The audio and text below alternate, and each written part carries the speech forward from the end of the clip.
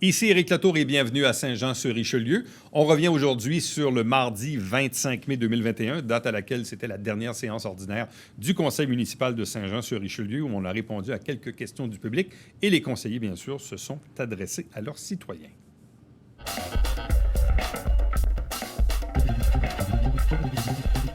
Nous avons reçu 19 questions pour ce soir, donc voilà, je vous en fais lecture.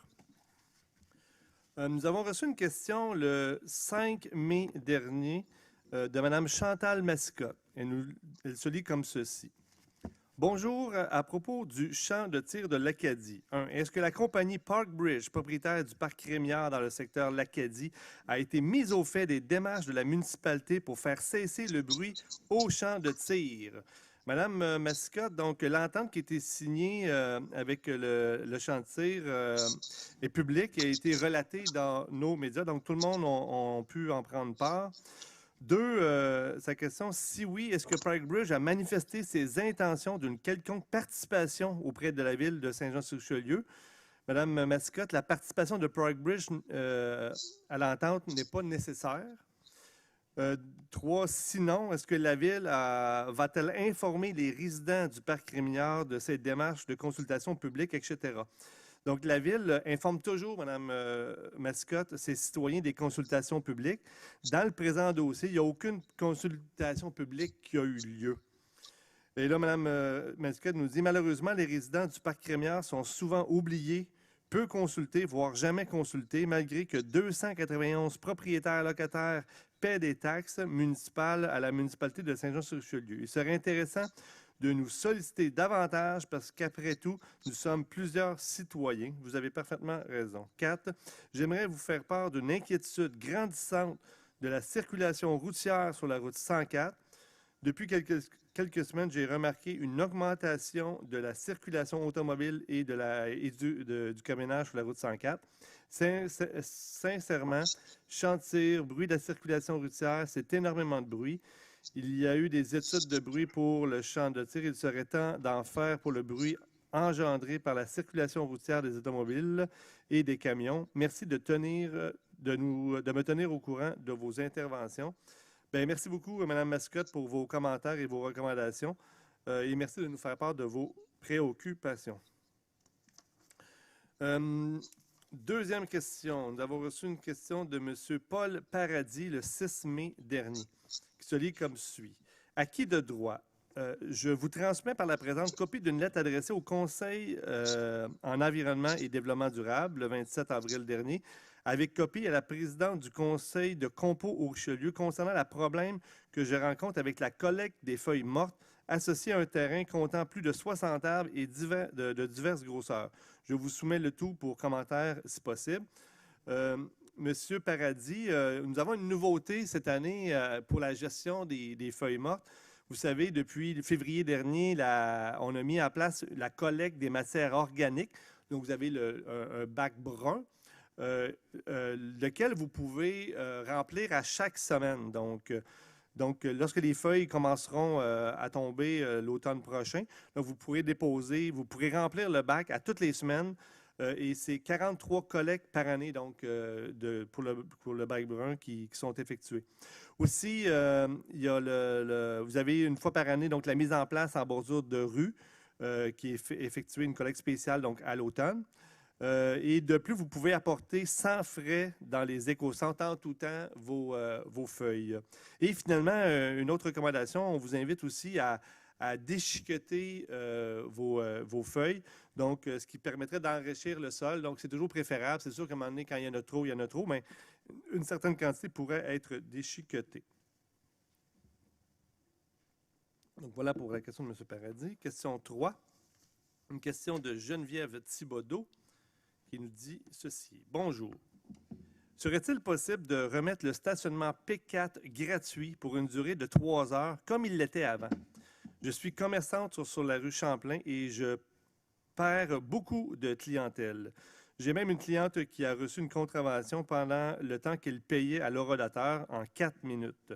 Il va sans dire que cela n'attire pas les gens au centre-ville. De plus, nous devons expliquer à tous les gens comment ça fonctionne. Nous perdons un temps fou et subissons leur mauvaise humeur. Donc voilà la réponse qu'on vous soumet, Mme Thibodeau.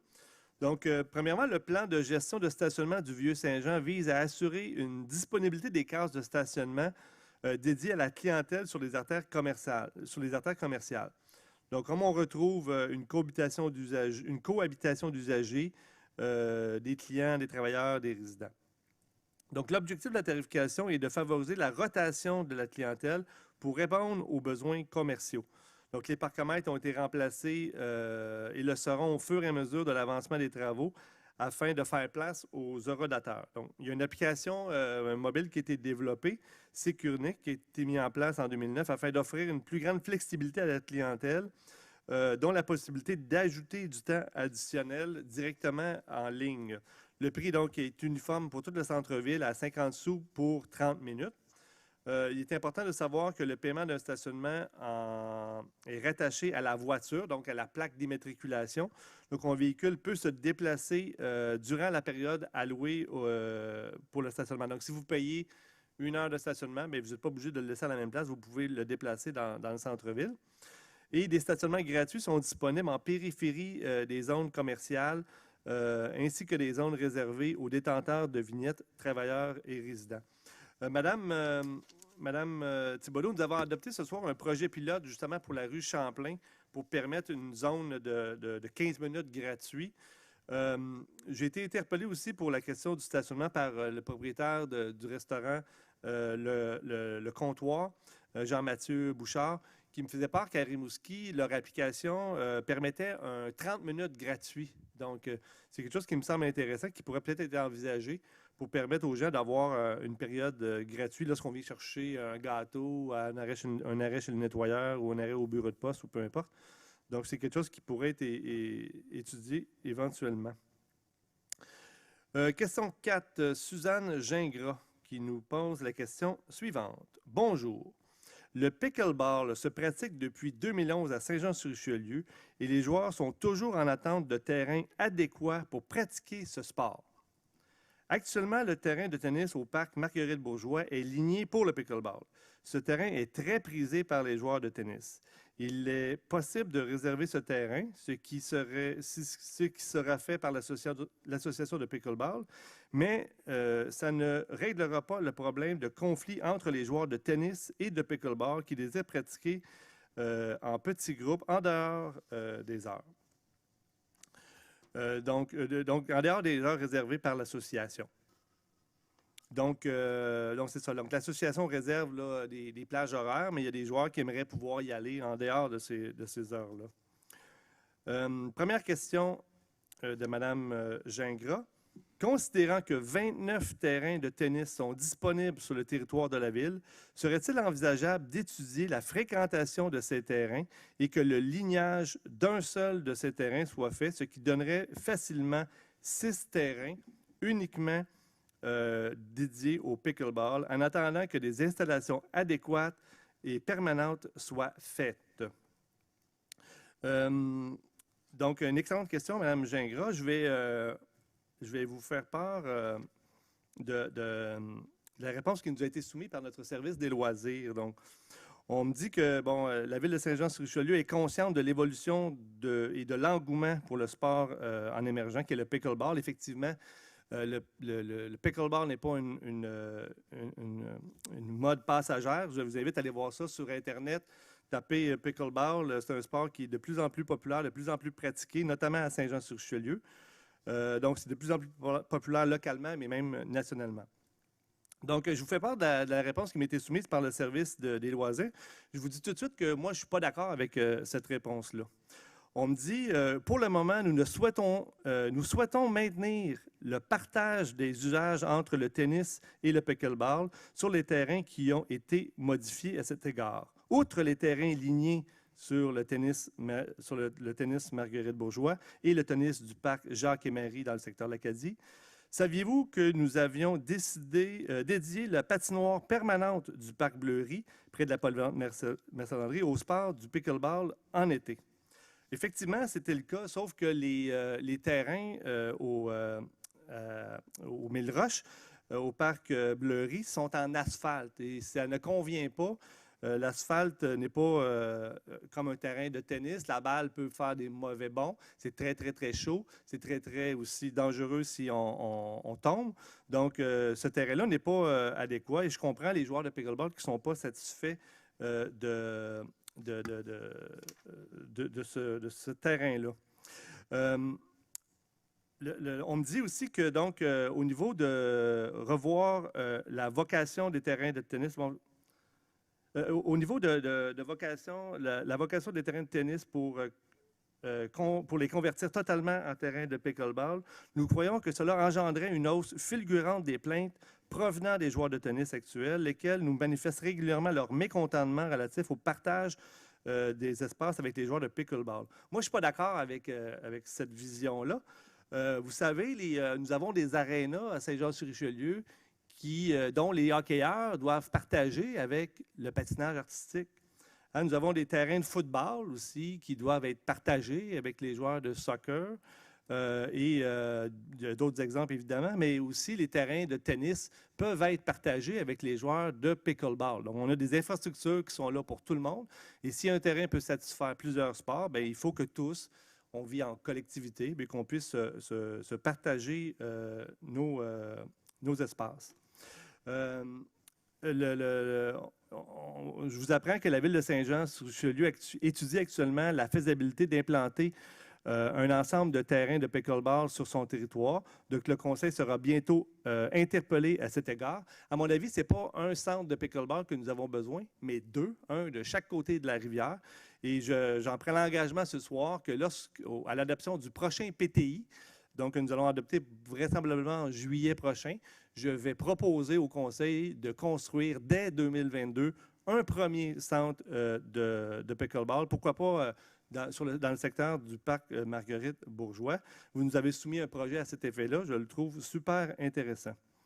Donc, deuxième question de Mme Gingras. Donc, un autre problème se pose pour la saison hivernale. Donc, comment se fait-il que nous ne puissions pas avoir un endroit au même titre que les autres sports qui bénéficient d'espaces intérieurs, gymnastique, école ou autres? Donc, au niveau de la pratique intérieure, la Ville a toujours favorisé le partage des plateaux scolaires, ce qui est tout à fait normal, pour son offre de services. Donc, or, nous sommes conscients des besoins et nous tiendrons compte dans notre planification de cette nouvelle installation. Donc voilà, Mme Gingras termine en disant « Ce sport est maintenant au programme de certaines écoles et sa popularité ne cesse de grandir. Merci pour votre attention. » Bien, merci à vous, Mme Gingras, pour vos excellentes questions. Donc, voilà. Question 5, une question que nous avons reçue de Manon Tremblay le 17 mai. Madame Tremblay, votre question ne respecte pas notre règle relative à la régie interne, donc je ne lirai pas votre question en public. Votre question, cependant, concernait la sécurité de notre municipalité, donc nous avons transmis votre courriel à notre service de police. Le 17 mai 2021, Julie Sirois nous avait posé la question suivante. « Bonjour, je me demande si la Ville va acheter d'autres véhicules munis d'un boyau aspirateur comme celui qui sillonne le centre-ville.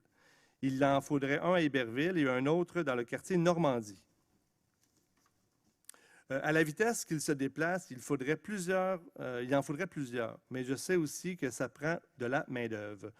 Il y a tellement de compagnies sous-traitantes qui passent la tondeuse à gazon dans les parcs et sur les terre-pleins directement sur les déchets.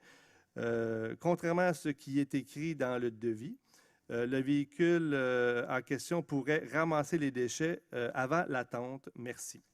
Donc, voici la réponse. L'acquisition de ce type d'équipement est effectivement à l'étude au sein du service des travaux publics et s'inscrit dans notre réflexion visant à l'amélioration de nos opérations de salubrité sur le territoire. Plusieurs solutions sont également à l'étude actuellement afin de maximiser notre efficience et notre efficacité opérationnelle sur le territoire, dont celui d'ajouter des équipements mécaniques.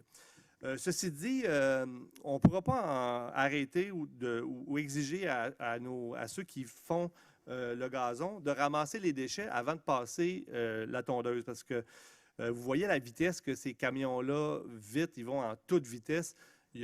On n'aurait jamais assez d'aspirateurs pour aller au-devant de chacune de nos tondeuses. Donc, lorsque nos travailleurs qui travaillent sur la tondeuse voient des déchets, c'est important d'arrêter, prendre une petite minute, de ramasser le déchet pour ne pas effectivement le déchiqueter et que le déchet devienne 150 déchets. Donc, voilà. Le 25 mai, ça c'est aujourd'hui. Nous avons reçu beaucoup de questions aujourd'hui. Madame Marchessault nous posait la question suivante. Considérant le règlement 527, article 13.3 du calendrier des tournois, considérant que tout exploitant d'un champ de tir ou club de tir doit communiquer au greffier de la ville au plus tard le 1er mai de chaque année le calendrier des tournois, championnat, compétition de tir ou de pigeons d'argile prévu pour la période du 15 mai au 15 septembre. Ça, c'est le règlement 1358 et le règlement 1466. Donc, considérant que le club de tir de l'Acadie a l'obligation, selon l'article 13.3 du règlement 527, de déposer un calendrier de ses activités le 1er mai de chaque année. La question numéro 1, est-ce que la Ville a bien reçu ce calendrier du club de tir de l'Acadie en date du 1er mai? La réponse est oui, nous avons reçu le calendrier. Question 2, est-ce que la Ville peut rendre le calendrier des activités du club de tir disponible? La réponse est oui. Madame Marchessault, si vous ne l'avez pas reçu aujourd'hui, le calendrier, donc vous le recevrez demain. 8. Nous avons reçu également une question de Diane Marchessault qui se lit comme suit. Considérant la mise en place excusez-moi, il y a une phrase qui se répète. Donc, considérant la mise en place d'une médiation qui vise à accélérer le dénouement du litige qui oppose Carrière-Bernier et la Ville afin d'éviter le prolongement inutile de la nuisance inacceptable et récurrente du bruit provenant du club de tir de l'Acadie. 1. Est-ce que la médiation a eu lieu? Si oui, qui est le médiateur et quels sont les résultats? Et 3, pourquoi un tel délai? Donc, Madame Marchessault, la médiation n'a pas encore eu lieu. Le médiateur a été nommé, c'est le juge Pierre Dalphon, un ancien juge de la Cour d'appel. Relativement, par contre, à l'évolution des négociations, de la médiation, évidemment, vous allez comprendre qu'elles devront rester confidentielles. Et pourquoi un tel délai? La question est excellente, je n'ai pas de réponse.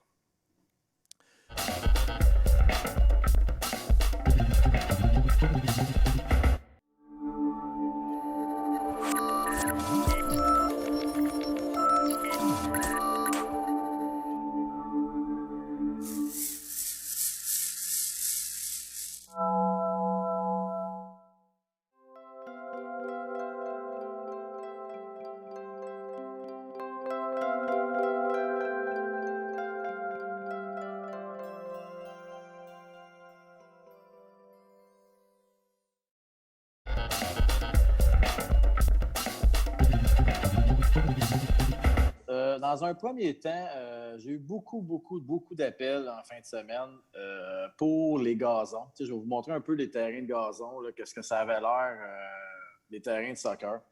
Écoute, c'est pas toujours de notre faute parce que, on nous appelle et on nous dit, écoute, moi, pour ma part, mon gazon, c'est déjà la 3e fois que je le faisais. Je pense qu'on a manqué un peu à la Ville, puis il faut corriger la situation. C'est pas normal que quand on a une fin de semaine de 4 jours, que nos terrains de soccer ne soient pas faits. Surtout qu'on s'entend que la dernière neige est arrivée au mois d'avril. On a eu beaucoup de temps pour se préparer. Puis, tu sais, j'ai pas l'idée que si, admettons, qu'on n'est pas capable de les faire parce qu'on n'est pas capable d'arriver à temps d'un délai, peut-être d'en donner un peu à contrat aussi à l'extérieur pour que nos parcs et nos terrains soient praticables quand on a des fins de semaine de 4 jours. Les gens veulent sortir, ils sont tannés d'être enfermés, puis quand les conditions ne sont pas parfaites, c'est triste de voir qu'on a des terrains qui sont pratiquement pas praticables à cause du terrain un peu trop lourd. Dans un deuxième temps, j'aimerais vous parler des priorités de développement. On voit tout présentement la pénurie de logements qu'on a à Saint-Jean. On voit toute la pénurie de maisons qu'on a. J'en ai parlé la dernière fois, puis je pense qu'il faut remettre un peu la priorité. On doit travailler avec la ville, puis on doit s'ajuster, puis développer, améliorer, puis avancer plus vite notre priorité de développement. On a beaucoup d'entrepreneurs qui sont prêts à construire le terrain, qui attendent après nous à cause de la goutte, qui attendent après nous parce qu'on n'est pas prêt. Je pense que la prochaine année, c'est une opportunité pour Saint-Jean de se développer. Puis quand je dis se développer, c'est pas dans les terrains de golf, des terrains qui sont déjà jaunés blancs depuis plusieurs années, qui nous reste juste à nous, la ville, de donner le hockey. Je pense que l'ensemble du conseil aussi est d'accord à ce qu'on mette les bouchées doubles. N'oubliez pas que, mec, on laisse développer ces affaires, ces terrains-là. Ça va nous permettre d'avoir des piscines, d'avoir des parcs, d'avoir un boulodrome. Fait il faut mettre les priorités là-dessus. J'ai même offert que si c'est du personnel qui manque, je pense qu'on doit débloquer du personnel pour pouvoir ouvrir les terrains plus vite. Notre liste de priorités, c'est urgent qu'on la revoie, la priorité de développement, puis qu'on puisse passer des gens des zones qui étaient peut-être en 5 ou 6 ans, de les ramener en 5. Puis si c'est une usine de filtration qu'il nous faut, qu'on fasse les demandes tout de suite, une usine d'épuration, qu'on fasse les demandes tout de suite à Québec, puis qu'on ouvre la machine pour qu'on puisse développer au moins les terrains qui sont là pour combler notre manque. C'est pas normal qu'il y ait des citoyens de Saint-Jean qui doivent partir présentement de Saint-Jean parce qu'il n'y a pas de maison, il n'y a pas de logement. C'est à nous un peu de faire notre part des choses là-dedans.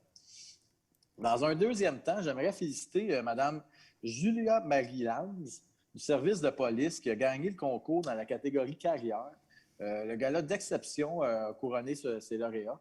Je pense que c'est une des premières fois qu'on a une femme de Saint-Jean qui gagne un concours de cette envergure-là. Enfin, je voudrais lui donner mes félicitations pour son concours.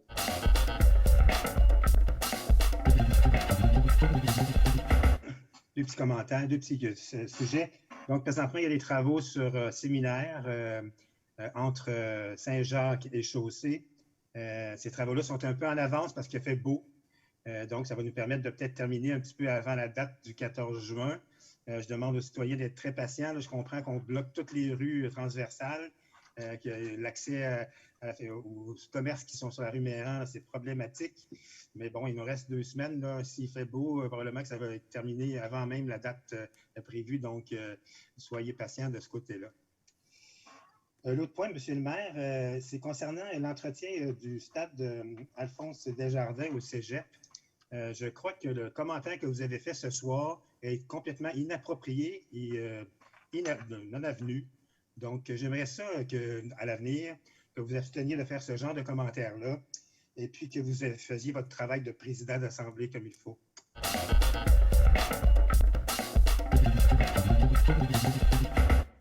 Oui, moi, je vais aller dans la même veine que Michel. Alors, souhaiter mes sympathies à toute la famille, les proches et les amis de M. Robert Quentin.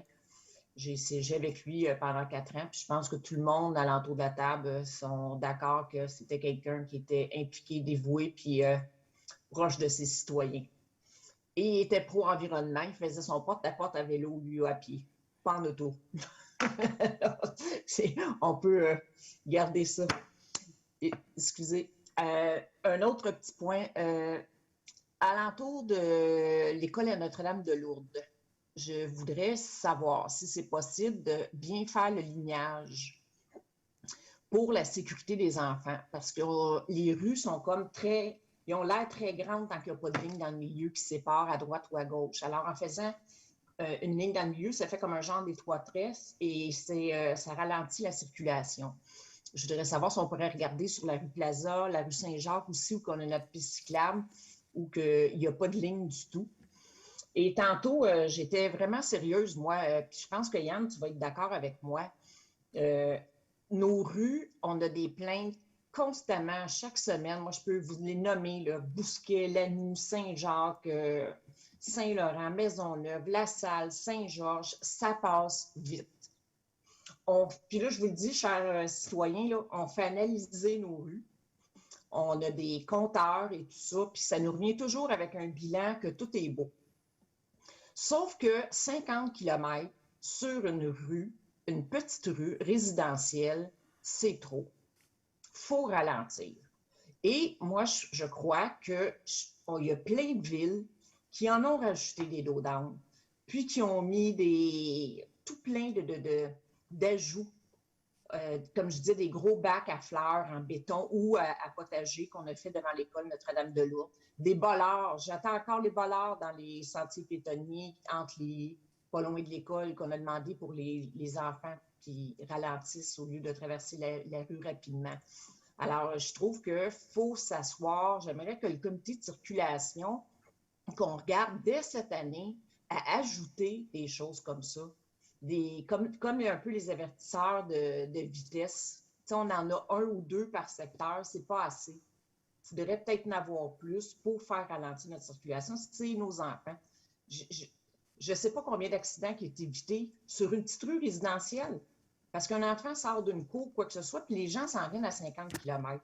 Fait que j'aimerais vraiment que le comité de circulation se penche là-dessus rapidement, si c'est possible. Et même pour la sécurité, on refait le Grand Bernier en ce moment. On peut-tu voir avec la MTQ pour une lumière? Tant qu'à le refaire, on pourrait faire une résolution. Ça pourrait peut-être être plus sécuritaire d'avoir une lumière rouge là pour la traverse ou une vraie traverse piétonnière comme on a à côté de l'hôpital, mais maximiser la sécurité de nos enfants qui traversent le Grand Bernier ou que c'est une route provinciale à numéro et que c'est très dangereux. Fait que j'aimerais vraiment qu'on se penche là-dessus prochainement.